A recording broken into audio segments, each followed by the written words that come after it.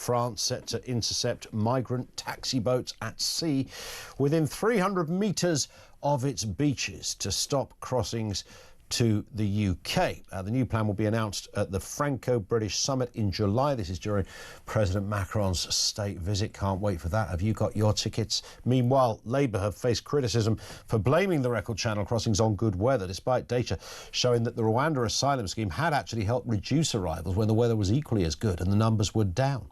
Let's speak with Simon Danczuk, former Labour MP, now Reform UK member, currently in Rwanda as well. Good afternoon to you, Simon. Good afternoon. It's good to be with you. As always, nice to have you with us. I mean, there's a couple of points on this story. I mean, the craziness of the French not being able to intercept somebody who was essentially just paddling in the water seemed unbelievable that it ever got to that stage. We've now seen real evidence of this happening, and the French say they're going to stop it.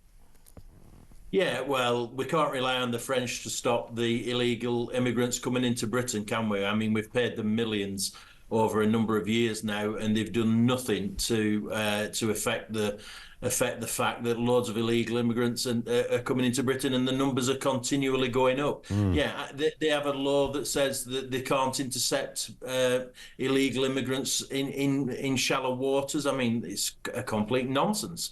But our laws are as bad, and they're in a very similar predicament to what we are, to be honest. Yeah, indeed. I mean, the French obviously don't want the problem either, and there was always a belief that, you know, the more people that sailed to another country, i.e. us, took a little bit of weight off them. Oh, yeah, absolutely. I think that's exactly what it is. I was astonished. Myself and my young boys drove around France a couple of years ago, and I mean, the illegal immigration problem that they have is incredibly bad. I mean, there are some towns and cities across France where illegal immigrants are just out there on the streets. I mean, it's much worse than it is in Britain, I have to say. But that's their problem to sort out. We need to sort our problem out. And the Rwanda plan was a deterrent. It was a solution. And that's what we've seen in recent days. Yeah, and of course, Mr. Starmer and others were very quick to say, you know, we know it was expensive, and nobody suggested it was a sort of a silver bullet solution to everything. But it never really got a chance, did it? And that was the problem with it. And then by the time Mr. Sunak had began to make inroads where he could go ahead with it, he called an election and lost it. Yeah, absolutely. But what we've seen is that the government attempting to blame the weather for the number of illegal immigrants. 1,200 came over on Saturday alone. It's quite clear under a Labour government you get more illegal immigrants. It's much worse than it was under the Conservatives. But what the figures show, not just about the weather, which is what the government were trying to say, it shows that when the Rwanda plan was first mooted, that pushed figures down because illegal immigrants were worried about coming here and being returned to Rwanda. And then as it was strengthened and they could see that it was going to be implemented under Sunak, then again the numbers dropped. And you'll also remember, Ian, that when these things happened, a lot of illegal immigrants in Britain started presenting into Ireland because they didn't want to be sent to Rwanda. So there's lots of evidence that the Rwanda plan was in fact a deterrent.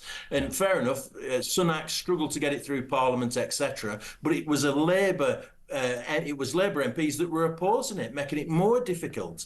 You can't trust Labour on this issue, I have to say. Yeah, not at all. And what was interesting is, you know, Mr. Starmer stood up and made lots of speeches on this. You know, he said, we will finally scrap this ridiculous, over-expensive Rwanda plan.